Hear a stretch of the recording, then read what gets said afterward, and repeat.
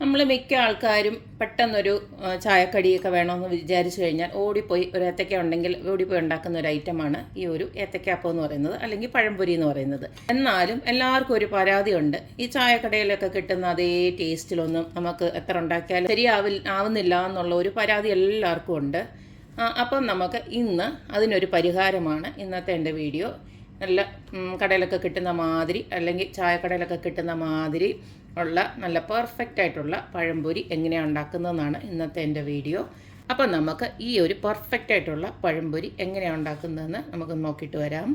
പഴംപൊരി ഉണ്ടാക്കാനായിട്ട് ഇതുപോലെ ഞാൻ 2 കപ്പ് മൈദ, ഈ ഒരു കപ്പിന് 2 കപ്പ് മൈദയും അതുപോലെ തന്നെ 1/2 കപ്പ് നമ്മുടെ അരിപ്പൊടി ഉണ്ടല്ലോ, ഇടിയപ്പത്തിനൊക്കെ എടുക്കുന്ന ആ ഒരു പൊടി കൂടെ ഇതുപോലെ എടുത്ത് വെച്ചിട്ടുണ്ട്.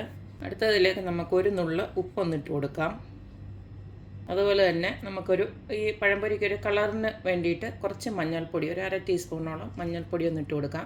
ഞാൻ അടുത്തതിലേക്ക് ഒരു 1/4 കപ്പ് പഞ്ചസാര ഒന്ന് ഇട്ട് കൊടുക്കുകയാണ്. ഇത് ഓപ്ഷനിലാണ്, വേണ്ടവർക്ക് ഇട്ട് കൊടുത്താൽ മതി, ഇല്ലെങ്കിൽ പഴത്തിൻ്റെ മധുരം ആയാലും മതി. അടുത്ത ഇതിലേക്ക് കുറച്ച് നമ്മുടെ ഏലക്ക പൊടിച്ചില്ല, ഏലക്ക പഞ്ചസാരയോട് ചേർത്ത് പൊടിച്ചതാണ്, അത് ഇതുപോലെ ഒരു 1/2 ടീസ്പൂണോളം ഇട്ട് കൊടുക്കുന്നുണ്ട്. മാവിനൊരു ചെറിയൊരു പുളിപ്പ് കിട്ടാൻ വേണ്ടിയിട്ട് ഇതുപോലെ 1/2 കപ്പോളം ദോശമാവാണ് ഒഴിച്ചു കൊടുത്തിരിക്കുന്നത്. ഈ ദോശമാവിന് നമുക്ക് നല്ലതായിട്ട് ഉപ്പിട്ടാണ് ദോശമാവ് വെച്ചിരിക്കുന്നതെങ്കിൽ നേരത്തെ ഇട്ട് കൊടുത്ത് ഉപ്പ് ഒഴിവാക്കിയാൽ മതി. ഇതിപ്പോൾ ഞാൻ അധികം ഉപ്പില്ല ഇതിനകത്ത്, അതുകൊണ്ടാണ് ഞാൻ കുറച്ചുകൂടി ഇട്ട് കൊടുത്തേക്കുന്നത്. ഇതിന് നമുക്ക് കുറേശ്ശെ വെള്ളം ഒഴിച്ച് കൊടുക്കണം.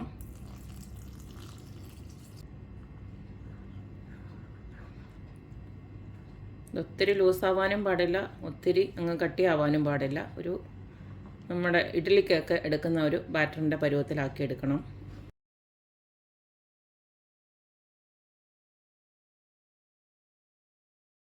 ഇങ്ങനെ ഒന്നാക്കിയതിന് ശേഷം നമുക്കിതൊരു മിക്സിയുടെ ജാറിലോട്ട് ഇട്ട് കൊടുത്ത് നന്നായിട്ടൊന്ന് അടിച്ചെടുക്കാം. അല്ലെങ്കിൽ കൈകൊണ്ട് തന്നെ നല്ലതായിട്ട് ബീറ്റ് ചെയ്തെടുക്കണം. അതിനെക്കാട്ടി എളുപ്പമാണല്ലോ ഇങ്ങനെ ആക്കി കൊടുക്കുന്നത്, അതുകൊണ്ട് കുറച്ചുകൂടെ നമുക്ക് വെള്ളം ഒഴിക്കണം. അപ്പം നല്ല ഫൈനായിട്ട് ഈ ഒരു കൺസിസ്റ്റൻസിയിൽ അരച്ചിങ്ങെടുത്തിട്ടുണ്ട്. ഇതാകുമ്പോൾ കട്ടയൊന്നുമില്ല. കൈയിട്ട് ചിലപ്പോൾ ഇളക്കുന്നുണ്ടെങ്കിൽ ചിലപ്പോൾ ഇത്രയും പെർഫെക്റ്റായിട്ട് കിട്ടിയെന്ന് വരത്തില്ല. ഈ ഒരു പരുവത്തിൽ ആക്കി എടുത്ത് വെച്ചാൽ മതി. ഇനി നമുക്ക് പഴം ഓരോന്നായിട്ട് മുറിച്ചെടുക്കാം. ഒരുപാടങ്ങ് പഴുത്തളിഞ്ഞു പോയ പഴം എടുക്കരുത്, അതാകുമ്പോൾ എണ്ണ കുടിക്കും. ഈ ഒരു പരുവത്തിനുള്ളത്, എന്നാൽ ഒരുപാട് പഴുക്കാത്ത പഴവും എടുക്കരുത്. ഇങ്ങനത്തെ ഒരു പരുവത്തിലുള്ള ആകുമ്പോൾ നല്ല ടേസ്റ്റ് ആയിരിക്കും. ഇതിപ്പോൾ ഞാൻ ഇത്തിരി വലിയ പഴമായതുകൊണ്ട് ഞാൻ 2ആയിട്ട് മുറിച്ചെടുക്കുകയാണ്. എന്നിട്ടിങ്ങനെ 2 3 ആക്കാം കേട്ടോ, നിങ്ങളുടെ ഇഷ്ടത്തിനനുസരിച്ചിട്ട് മുറിച്ചാൽ മതി.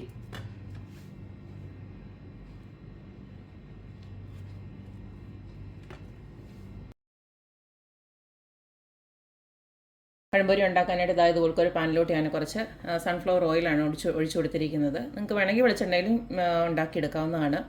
ഇനി ആ എണ്ണ ഒന്ന് നന്നായിട്ടൊന്ന് ചൂടാവണം. അതിനുശേഷം മീഡിയം ഫ്ലെയിമിൽ വെച്ചിട്ട് വേണം നമുക്ക് പഴംപൊരി ഉണ്ടാക്കിയെടുക്കാനായിട്ട്. ഇതിപ്പം എണ്ണ ചൂടായോ നമുക്ക് ജസ്റ്റ് നോക്കാനായിട്ട് ഇതുപോൽക്കൊന്ന് ഇട്ട് കൊടുത്താൽ അത് ഇങ്ങനെ അതുപോൽക്ക് വരണം. കണ്ടില്ലേ മേളിലോട്ട്? അപ്പോൾ എണ്ണ ചൂടായെന്നാണ് അർത്ഥം. മേളിലോട്ട് ഇങ്ങനെ പൊങ്ങി ഇങ്ങനെ വരും. നമ്മുടെ എണ്ണ ഇവിടെ കറക്റ്റ് പാകത്തിന് ചൂടായിട്ടുണ്ട്. നമുക്ക് ഫ്ലെയിം നന്നായിട്ട് കുറച്ചതിന് ശേഷം ഒരു മീഡിയം ഫ്ലെയിമിൽ മതി. ഇനി നമുക്ക് ഓരോന്നോരോന്നായിട്ട് ഇട്ട് കൊടുക്കാം.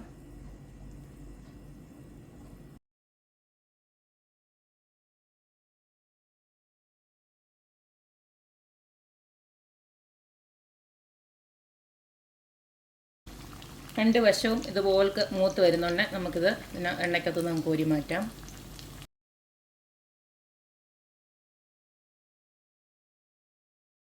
ബാക്കിയുള്ളതുകൂടെ നമുക്കിതുപോലെ അങ്ങ് വറുത്തെടുക്കാം.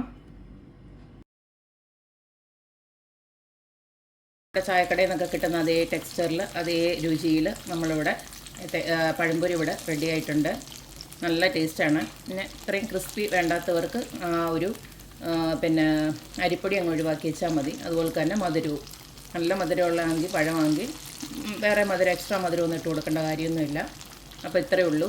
അപ്പോൾ എല്ലാവരും ഇതുപോലുള്ള ഒരു പഴംപൊരിയൊക്കെ ഉണ്ടാക്കി നോക്കുക, അഭിപ്രായങ്ങളൊക്കെ അറിയിക്കുക. അപ്പോൾ എപ്പോഴും പറയുന്ന പോലെ തന്നെ എൻ്റെ റെസിപ്പീസ് ഇഷ്ടമുള്ള എല്ലാവരും please like, share and subscribe. അപ്പോൾ ഇനി ഒരു അടിപൊളി വീഡിയോ ആയിട്ട് വരുന്നവരേക്കും ബായ്.